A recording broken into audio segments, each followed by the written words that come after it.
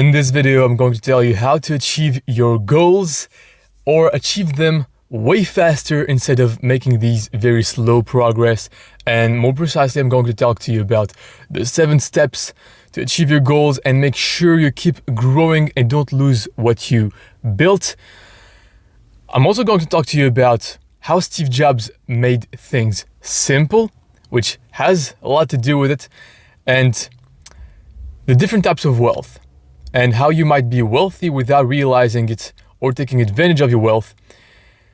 And if we have some time left at the end, I'll tell you about the 3 most important things to dressing really well, creating a new style, and choosing with which clothes to buy that are good for you. Because I don't know if you noticed, but all the episodes that I've recorded, I think, are in the same sweat. Right, the same sweatshirt. I'm always dressing the same way, so I've been trying to change this up, and I've learned a few things I think might be useful to you. And also at the end, if we have some time left, I'm going to talk to you about the 2 natural ways to heal psoriasis, eczema, or most skin and gut diseases. And I'm also going to talk to you about the mistake I made this week that I think will be useful to you if you have some kind of issue like this. And if you're new here and you don't know who I am, you might be wondering, hey, who are you, right? Why should I listen to you? Well, my name is Ivaldi Sako. I went from being a broke personal trainer from a poor immigrant family to working with millionaires around the world, and now building my own business to soon 7 figures. I document what I learned on my journey to building a great business and becoming a better human, improving my life really. I learned a lot of things, and I tell you about the mistakes I make so that you don't have to make them as well. And yeah, that's what I do here. And I think this is extremely useful to any entrepreneur, any person that wants to become an entrepreneur, or any person that wants to grow and achieve their goals. If this is you, consider subscribing, like really. And if you can, do it right now to not forget and miss the next episodes. And here basically, like, I do this kind of magical learning experiences, right? These are the episodes of this podcast with the reason why I call them this way is because it's a really true learning experience if you do apply what I tell you. And I'll tell you, if you want to go through this, take notes, just quick notes on your phone so that you can actually apply it later, right? So you can actually learn and change your behavior. This way it's going to create magic in your life. If you don't, nothing's going to happen, right? And you know this. So let's get into it. The first idea is that you need to have a clear image, very clear picture of what you want. Now remember, when you go through this episode, ask yourself, how can I use this, right? I forgot to mention that. How can I use this in my life? And what questions can I ask myself? What applies to my situation? If you go through it this way, you're going to take a lot away from this episode and from any of my podcasts. So the first thing is having a clear vision and image of what you want. You need to make it clear, detailed, as colorful as, as much sensory information as possible. Really know what you want, because if you don't, you're not going to be able to get there. But if you don't yet know exactly what you want in life or a next step in your life, sometimes it's good to just still move, right? Don't stay stuck because you don't know exactly what you want. Sometimes we're like kind of perfectionists. We don't want to make mistakes on what we want. And if you don't move, you're going to stay stuck. And the best thing to do is just to move toward just in the right direction, right? It's best to make movement in the right direction than to try to figure out exactly what you want and just stay stuck for a long time. Because you can stay stuck for a very long time like this, right? So first thing, be specific about what you want and go in the right direction still. Just keep moving in the right direction, but as soon as you can, get clear on what you want and just make the decision. Okay, I want this. This is how I want it. Once you get a clear image, everything else becomes easier to achieve your goal. Everything else just falls into place. It becomes very easy. So the first thing, having specificity to your goal. To make the image clear, you need to be specific about what you want. And this means if you have a goal of money, how much money you want to be making. And not just how much money you want to be making with this business, but how much profit you want to take home, right? How much is your profit margin, right? What are going to be your expenses? What is going to be the business like? If you are building a new business, you need to be specific. What are you going to do actually, right? What service, what are you going to sell? Very specific. Once you get this, or if you want to lose weight, how much weight? By which date, right? Now, when you set a date on a goal, don't be attached to it. Because if you are attached to the date and you obsess over like having it at this date, it might not happen because first of all, because of what I'm going to tell you next, it might not happen because we are often a little too positive, like we're biased and we think we're going to achieve a lot of things in a short period of time when sometimes it takes a lot more time. And so when you get to this date and you haven't achieved your goal, you feel like a failure. You feel like, I've lost, and you don't want to feel like this. You want to feel like, okay, you're making progress with your goal and this is good. Just progress is what matters. And if you do set a time frame on your goal, it's good to just have one, but not be attached to it. Have one to try to achieve this deadline, make this deadline come true, but not be attached to it that if you don't get it, you feel really like a loser. Because if you do, it's going to make you feel down, make you more likely to quit, and it's going to, it makes your goal feel like it's not worth it.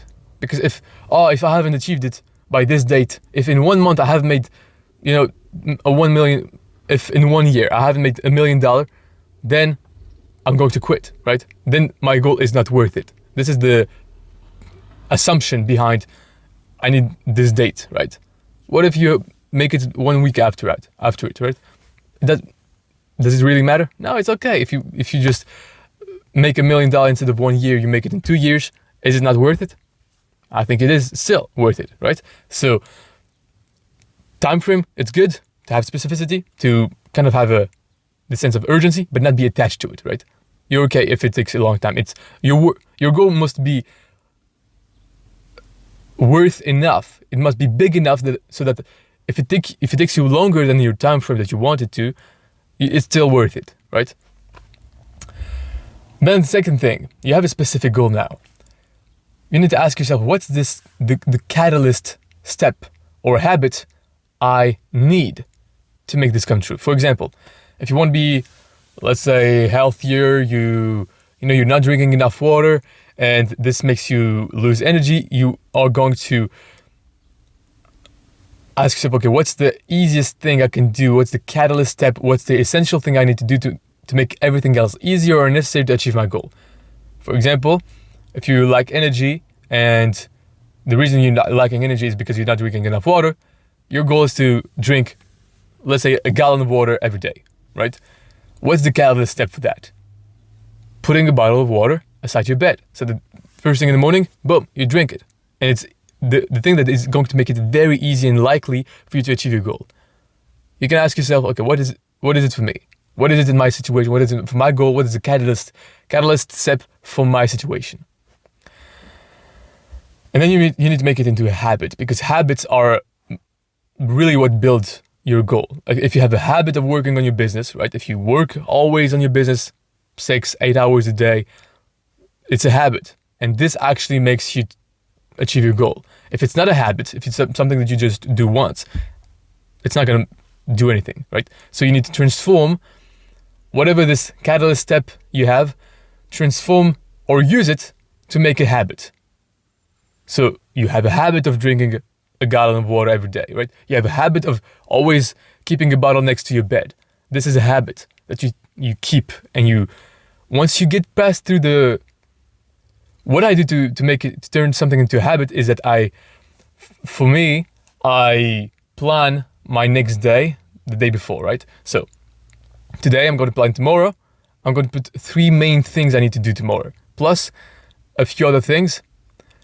And in those 3 main things, these are the priorities, right? These are the most important things I need to get done. And so when I'm trying to implement a new habit, I put this new habit to implement in my priorities, right? So for example, if I'm trying to drink more water, I'm going to write on my plan for tomorrow. So one of my 3 things that I need to do tomorrow, I need to do this, and this habit, right? I need to put this next to my bed. And I do this for like a week or 2, and then it becomes habitual, right? And then I put it like in the additional things that I need to keep in the habits, in the stack of habit I need to keep, right? So for example, one habit for me is to now walk 10,000 steps every day. Aside from it, I write, drink a gallon of water, right? Put water aside your bed and drink a gallon of water. And so this way it's always in the forefront of your mind when you are trying to create a new habit. You put it in place in the beginning, 7 to 14 days. It's hard in the beginning. You just proactively do this, and then you become used to it, right? And so you can do it, and then you can focus on the 3 main other things that you have to do in a day. Third step. What is the obstacle or the biggest distraction to achieve your goal, right? What is the obstacle? What is the thing that is blocking you? Maybe it's fear. Maybe it's distractions like Netflix. You're watching too much Netflix. Maybe you're spending your time where you shouldn't. Maybe you're spending too much time on your phone. Maybe, for me, for example, I focus too much on the details and the small stuff in the work. So I work, it's okay, good. So I work on the main things. And then when I'm into working on the main things I need to get done, I get lost in the details. I get lost in the weeds of like just, okay, this is good. And these things are a distraction for getting done the main thing. So what I want is to get actually done the main thing. And you need to ask yourself, what's the obstacle for you? What's the thing that is stopping you from achieving your goal? What is the main distraction? Maybe it's, if you're a young guy, maybe it's girls, right? Maybe it's an addiction. Maybe you play too many video games. Maybe if you're in business, it's like me, it's getting lost in the details. Maybe it's wasting too much time on email, wasting too much time talking to your team, and not having this prioritized. So for example, for me, what I used to do is just be available like kind of randomly for my team, right? Whenever I can, I'm just going to talk to them, and whenever they need me, I'm going to answer back, right? But this made me waste way too much time. So what I did is instead, I realized this. So first of all, I just became aware of it. I asked myself, okay, what is taking away a lot of my time? What am I doing in these hours I'm working? And I realized, I'm answering a lot of my team. This takes me a lot of time. I just disconnect from my main thing, and then I need to reconnect on it, and then I waste so much time. And so I was like, okay, from now on, I'm going to be available from 1 p.m. to 3 p.m. At this time, you can reach me, you can get an answer from me. At another time, it's impossible, right? So my team and everybody just made sure that anything that anything that they need me from, I'm French, by the way, sorry for that. But anything that they need me for, I'm here at this time. And so at this time, I just have kind of a deep work on this, and that's it. Then I'm done. Then I can focus on all the other more important things. Number 4. So the first thing, get clear. Specific goal, clear image. Second thing, what's the catalyst step? What's the essential thing that you need to do that will make everything else easier or necessary to make this come true and turn this into a habit, right? Number 3, what's the obstacle or the distraction that prevents you from getting there? Number 4, success leaves footprints, right? And so the quickest way to achieve your goal is to find someone that has already achieved it, right? There's a Chinese proverb that says, if you want to know the road ahead, ask those coming back. I'm not sure if it's exactly this, but it's something like that, right? So if you see someone that has achieved the goal that you want to achieve, Go work for them, go learn from them, take as many information from them as possible. If they have a course, get the course. If they have a mastermind, get closer to these people so that you can see. And sometimes when you get in physical rooms, it's more like, it's better, because then you can, without even trying, you're just going to mimic their behavior. You're going to mimic how they act, how they feel, and there's something like they won't tell you because they maybe are not even aware of what they do, but it became a habit for them. And so notice their habits, right? Notice their goals, how specific it is. Notice what they do, what is their catalyst step. What is it that they don't do, right? What is the obstacle that they don't have that you have? Ask yourself all these questions and try to have a role model and model them, right? Not copy them. Like it's weird if you just copy them. It's really inauthentic. But if you just model them and learn a lot from them, it becomes a part of you, and so you can achieve your goals in much easier way and much faster time frame. Then number 5, realize you are much closer to your goals than you might think. Realize like you might be very close to your goal, and sometimes we lure ourselves, or we just believe, or because we made the plan, we think, this is going to happen in 1 or 2 years. And so because we believe that and we think of this time frame, we act in a slow way. We act like there's no urgency. We act like, it's not very pressing. But if you think it's right around the corner, if you think it might be happening way faster, then you're operating in an urgency. And if you're operating in urgency, you do a lot of things faster, right? So plan, because there's also something that we oftentimes we underestimate a lot how much time it's going to take us to achieve a goal, right? So for example, you think it might take you 1 year to do something, it might take you 5, right? So or maybe for a project that you might want to get done, you think it's going to take you 2 weeks, it might take you 4, 6, 7. Oftentimes we just lure ourselves. We don't know what's ahead. We don't know all the details of something. And so when we do the thing, we realize there's more to it than what we thought. And so when we when I actually put a time frame for my goals, I'm going to start now to double the time frame that I think I'm going to be able to achieve it in. Because oftentimes in my experience, all the time, I set myself a goal. It's going to take 2 weeks to do this, and then a lot of things, especially in the beginning, right? I'm not a successful multi-millionaire yet.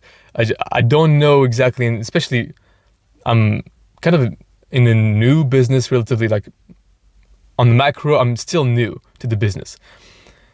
And so I don't know what different kind of things, how much time they might take, right? So if something I think will take 2 weeks, I will plan this for 4 weeks and still try to act in urgency, thinking it might be right around the corner. I might be able to shorten this time frame as much as possible and squeeze the juice out of,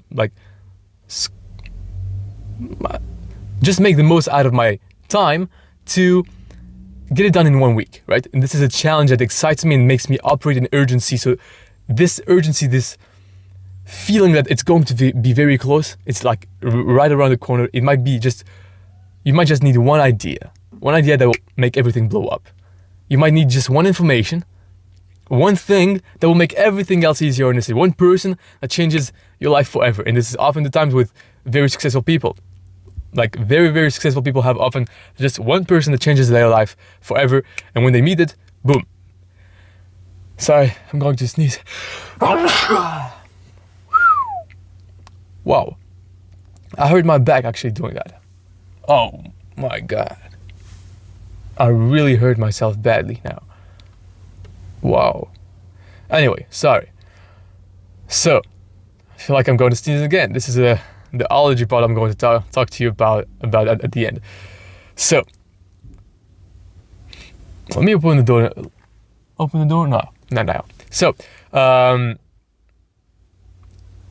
think about your goal and believe it's very close. Believe it's like you can get it like maybe tomorrow, maybe next day, maybe this week it's going to happen, right? Maybe this week you're going to make insane amount of progress that will catapult you to your goals. And when you think this way, you act in urgency. You understand that every single action that you do right now makes your goal get closer, like actually. And so you're making progress. You have the feeling of making progress, and so this makes you act faster and make it so that your goal actually is you reach your goal actually faster than if you think it's in 2 years. It might not be the best timing for this. If I don't do this right now, it's okay because it's still far away, right? And so if you think it's far away, you're going to act and actually make it this way. Number 6, measure your performance toward your goals to make improvements. What gets measured gets improved, right? So what you want to take account of where you are on your goal, right? Okay, you have done this step, you have done this step. Now this is what's left. If you have a financial goal, I want to make $1 million. Okay, right now I'm at 500,000. Okay, and you track your goal, right? If you want to lose weight, okay, right now I'm at this weight. If you, I don't know, you want to your relationships. If you want to meet new people, okay, the day I met this new person, or I improved. I know this much more about this person that I didn't know before, right? I improved this relationship. I put emotional money in the emotional bank account with this relationship, right? You need to measure to be able to improve it. Number 7, appropriate, like just celebrate, right? Appropriate celebration for your goal. Like every time you achieve a milestone, celebrate. Not too much, but celebrate. Make it so that my nose is, my allergy is kicking in. Sorry guys. Let me just take a quick second to just blow my nose.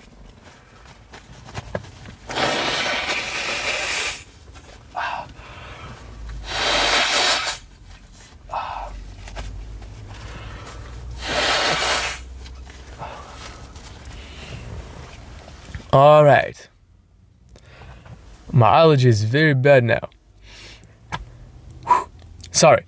So, 7, celebrate appropriately. When you are achieving a goal, and you have achieved a goal, it's at least for me, it's often very tempting to just not celebrate and get past to the next level. Like go set the next goal and already be trying to achieve the next thing, right? I don't take the time to celebrate. I've almost never celebrated really something and some achievement. And so I think it's not useful to not celebrate. It's useful to celebrate so that you can reinforce yourself for the behavior that you want to make more of, right? To do more of. And when you are able to celebrate and still go to the next step afterward, like not just waste too much time celebrating, not celebrate before you have even achieved your goal, right? When you do achieve it, then take the time, celebrate, pat yourself on the back when you have achieved a certain milestone, and then set the next goal and go toward it. Now also, don't, for example, if you did certain actions to achieve this goal, oftentimes you just need to do more of this to achieve the next milestone, to achieve the next goal. Sometimes when we achieve a certain goal, we did certain actions and sometimes we change it. Like we just stop doing it just because like you need to keep doing what you did to actually get to your goal and then do more of it, right? Because if you stop doing what you were doing, you're going to lose your goal, right? You're going to stop making progress and you're going to lose everything, right? So these are the 7 steps. Now let's talk about how Steve Jobs made things simple. And this simplicity allowed him to build a great company. And it's very useful to make your life simple and to make your business simple. If you have tons of products, for example, that you sell, it's very hard to sell them. It makes all the business more complicated. If you have tons of different audiences to whom you talk to, it's very hard. But if you have just one of everything, Steve Jobs, I think, has eliminated or turned down like 200 products to focus on the more important ones, right, at Apple. And so you need to do this as well. So here are some notes that I took on how Steve Jobs made things simple. And these are things that I've written down from listening to the Founders podcast on Steve Jobs and how he made things simple. Steve Jobs, as well as Walt Disney, which I talked about in the last episode, I think, they are comfortable with the lack of process. And I wrote this down because I'm not comfortable with the lack of process. It's very hard for me to do things when there's not a specific process. Or the first thing I want to do is to create a process for the thing that I've never done before, right? Which is kind of ironic because I just imagine myself doing it and imagine what it should look like and then create the process. But they were comfortable with a lack of process, and so they just did things. They hired people to do something that has never been done before. And they were comfortable with this. And they're just adapting, right? Seeing on the field what's needed, and then once they have done what they wanted to do, to keep doing it, then they create a process. Number 2, the more things you ask people to focus on, the least they remember, right? So right now, I've asked you to remember a few steps right now, right? And I'm going to just make a quick recap, right, on the 7 things that I talked to you about to achieve a goal. So 1, having specificity to how to achieve your goal. So this is how you achieve your goal. You have a specific goal. Number 2, you look for the catalyst step or habit that you need to make this goal very easy to achieve. Number 3, you determine what is the obstacle or the biggest distraction that prevents you from achieving your goal. Number 4, success leaves footprints. Who has achieved your goal? Go follow them and go model from them. Number 5, realize it's much closer. Like, plan for the worst, but act for the best. Realize it's much closer and act in urgency, in like excitement and enthusiasm that is going to happen very fast. Number 6, measure your performance. And number 7, celebrate when you have done the thing that you wanted to do. So now, on Steve Jobs, he was comfortable with the lack of process, and he was also focusing on the one essential thing. One time, when Steve Jobs, one of the Steve Jobs employees that was taking care of his advertising was made a ball of paper, right? He took a piece of paper, put it into a ball, and he threw it at Steve Jobs. Steve Jobs catched it. Okay, cool. Now he did this with 5 pieces of paper, 5 balls, throw the 5 balls at Steve Jobs, and he catched none, right? And so he said, the employee said, that's the difference between a good ad and a bad ad. You need to focus on one thing. People will not remember the 5 things that you talk to them about. Oh, the iPhone is so good, and on this point, the camera is so awesome, the screen is beautiful, and there's this thing as well. You need to focus on one idea, one thing, because one thing in one ad, right? And so when you focus on one thing and you make it the essential thing, the most important benefit of the iPhone, you are able to actually make people remember this one thing and able to make them want to buy your product. If you focus on multiple things at the same time, people are not going to remember, right? So you need to focus on one specific thing. When his employees said, we're going to write the ad for this new product in March, we'll be able to get approval for it in April. The production of it is going to take up until September, and the ad should be able to launch on December, right? They said this to Steve Jobs, and he said, guys, sorry to tell you, but it's going to be live by Wednesday. And so this is what it takes. Like, people are going to try without even trying, you try to complicate things, right? oh, we're going to get approval, or just a lot of steps that are not necessary. What you want to do is narrow your scope, simplify, and increase intensity. And you can only do this by getting to the core of the idea, getting to the core and the essential of what you're trying to do. If you know exactly what you're trying to do, you can do it very fast. And you can increase intensity and work in 3 days, you can get done what people think they might take a year, right? Next thing.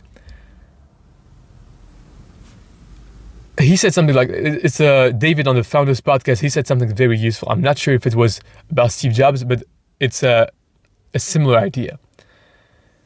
Find everything all your competitors are doing, make a big list of everything that they do, right? And you write a big X aside it, and now you force yourself to find new ways of doing it, right? It's this idea really shifted my perspective. I'm trying to be different, right? Just looking at all what they're doing, and this is what we can't do, right? This is what they do, we don't do this. And so now you can look internally on what you want to do based on this thing that you don't do, right? These things they do, we don't. And so it forces you to basically innovate. And this I found very useful. And now let's talk a little bit about true wealth, because you might be wealthy, you might not realize it.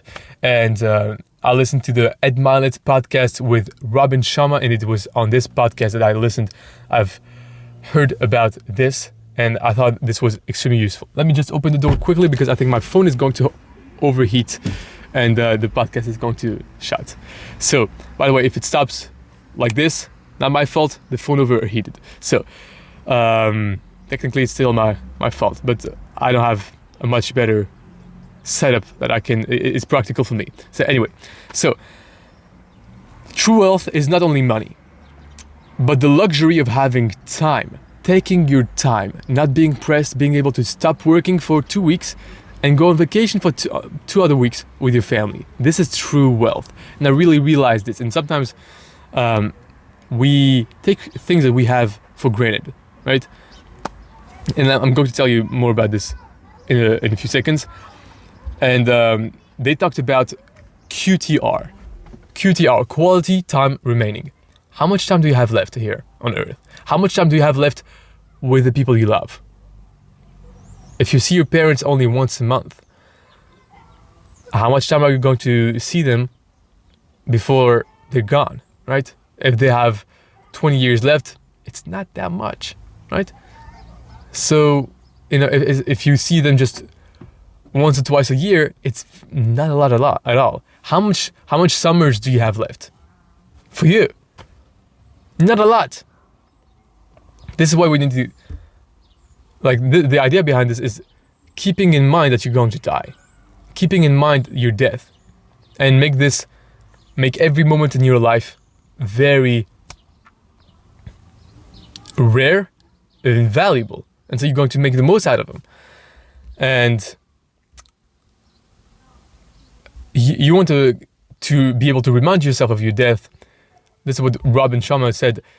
What will people say about you when you are gone?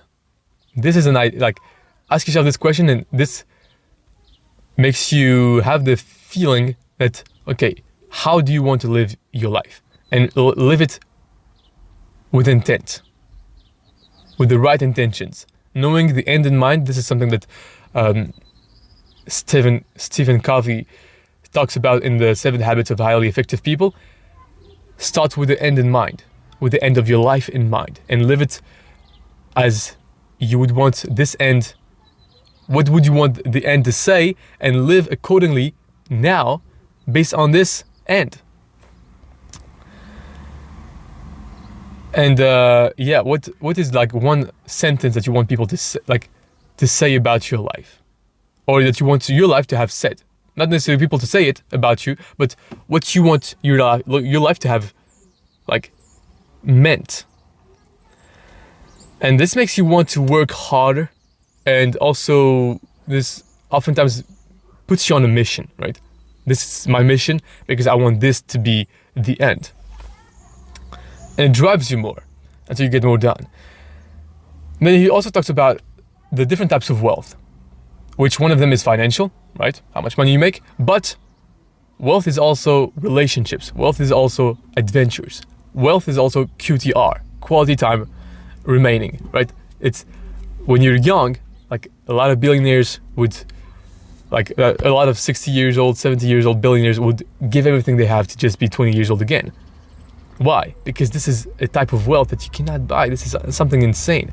And time is way more important. And quality time with your loved ones is something very, very valuable. And sometimes we take this for granted. And another type of wealth is character, like your character, the person that you become, right? The person that you build, how you behave, how you speak, what you do, your values. And when you become this kind of character, like the character that you like, this becomes a wealth in itself. Enthusiasm, this is a wealth, a type of wealth that people see and that attracts people to you and that makes your life better. And so it's a very valuable thing. And then it made me think, and I was realizing that we take things for granted. Like not realizing what we currently have is what we used to pray for. This is what I thought about at one point. I was like, the things that I have right now, for example, before this quick period, like these 2 past days, I didn't have any allergy anymore. I didn't have any psoriasis anymore. I felt very healthy. I make money with business. At one point, I was dreaming of that. At one point, I was asking myself, okay, what am I going to offer myself for my birthday, right? And I was like, the only thing I want is just to stop my allergy and stop my psoriasis. These are the biggest problems in my life. And a couple of days prior, I had that. And for a long time I had that, and I was taking this for granted. And now I realize, I was taking this for granted because right now my allergy is kicking in again. And I realize there's a quote from Epicurus. I hope I'm pronouncing the name right.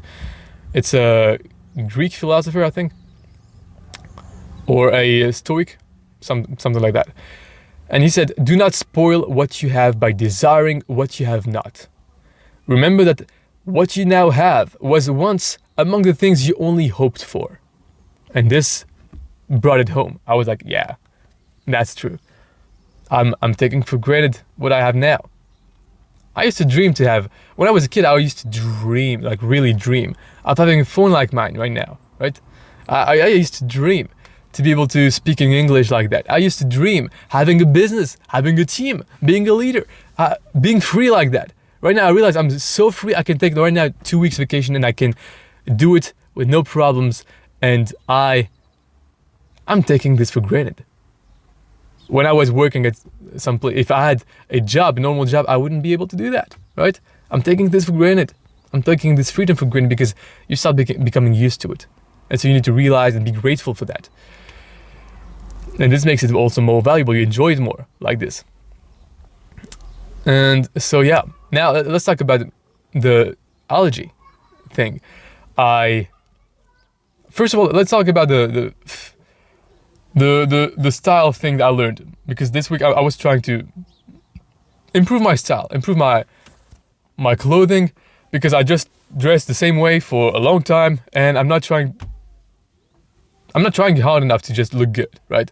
And I used to love that when I was a kid. I loved dressing up and just feeling awesome with my clothes, but it's something that took from my time and energy. So when I went into business, when I just stopped worrying about clothes. I worked at home as well, so this doesn't help. But I just wear like the same things every day, right? Just the couple of things that I change up when they're dirty, but that's it. I just mostly wear the exact same thing every single day. And on this podcast, every Saturday, I just wear this sweatshirt. Every Saturday, it's like the same thing, right? So maybe I'll switch this up. And so I started learning about it. And I learned that the most important thing to creating your new style is just, first of all, to know who you want to become, who you want to become, how you want to be dressed, how your future self wants to be, how you want to be dressed as your future self. Is it in suits? Is it like this? How would you feel more comfortable? Would you just love dressing up? And then I learned also about the colors, right? Sometimes if you have a tanned skin, a little bit like me, you cannot wear, like if I wear red, it really, really doesn't look good. It doesn't look good. I look like the devil. I look like it doesn't look good at all, right? You have to find the colors that are good for you. And for example, for me, my type of color is like navy blue, looks good. And I realized a lot of things that I've bought in the past was in these kind of colors. And I realized, oh, this is why I felt like this suited me best. And so know what colors, like the colors I think are one of the most important things. Like if you dress in colors that just don't go well with you, it's not gonna look good. Then the most important thing really is the fit. The fit, real men, real style. I think this is a YouTube channel I took a lot of this from, and he talked about the pyramid of how to choose your clothes and your style. The first thing, the most important thing is the fit. How the clothing fits you. Then it's the function. Is it functional? Is it practical? Or do you feel comfortable in that? Is it appropriate for the environment, for the occasion? It's a wedding. You're not going to dress in a t-shirt in a wedding. It's the function. And then it's the fabric. And the fabric is like, oftentimes you want to go for cotton instead of polyester, things like this. Like, depending on your budget, you want to upgrade the quality of the materials of your clothes. But the most important thing is the fit. If you have insane, just the best quality clothes, you buy a t-shirt $500 and it doesn't fit you, it looks very bad. So the most important thing is a fit. You can buy a $10 t-shirt. If it fits you well, it's going to look better than the $500 t-shirt that doesn't fit you. And then it's a function, what you're going to do, right, with it. And these are the main things, right? And what I did was I tried to, first of all, see what's the current situation, right? First of all, I had in mind a picture of how I want to dress in the future, right? How I want to dress for my best self and dress and look good. So I had this idea in mind. I also had some inspiration. I looked on the internet for some celebrities, how they dressed, and I like this, I don't like that, I like this. And so I made a kind of a list of what I want to wear. Then I take account of what I have right now, right? What are my clothes right now? What am I going to do with it, right? So some things I you throw out, some things you keep, some things you still use and you like, so you keep that. And then you realize what's the difference and you know exactly what to buy, right? And so you buy this. And also I just try to focus on buying things that I can use with multiple things, so that I don't want to have too many clothes. Like this is a problem as well. I don't want to have to spend a lot of time thinking about what I'm going to wear. So I'm going to buy mostly like navy blue, black, white, these types of colors, because these types of colors I can create different outfits, and I don't have to worry too much about, does this match, right? If I have some green and I have some yellow and I have some different colors, it's a mess, right? I need to wear this with that. So I wanted to keep things simple as well. So I wanted what I wanted. I knew what I wanted, right? So the first thing, specificity. So I actually just kind of applied the 7 steps I talked to you in the beginning.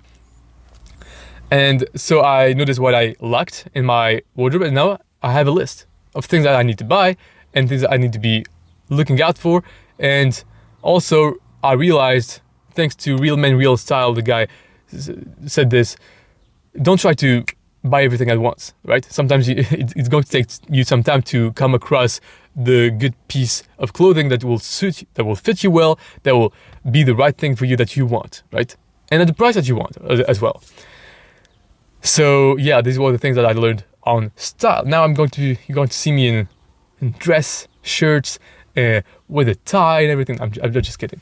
I'm not sure yet, but I think I'm going to just mostly wear more polos. Like I was already wearing polos, but I think I'm just going to start wearing more of them, and try to be just intentional, because I had already more clothes than I wore. The only thing is that I just didn't think about it. So right now I'm just going to think about it a little bit more and try to dress a little bit more intentionally, to look better, to just feel awesome throughout your day, right?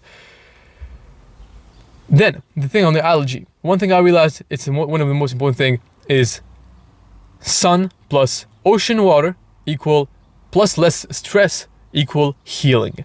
Healing of the skin, healing of the gut, healing of a lot of different diseases. Like, stress is the human killer.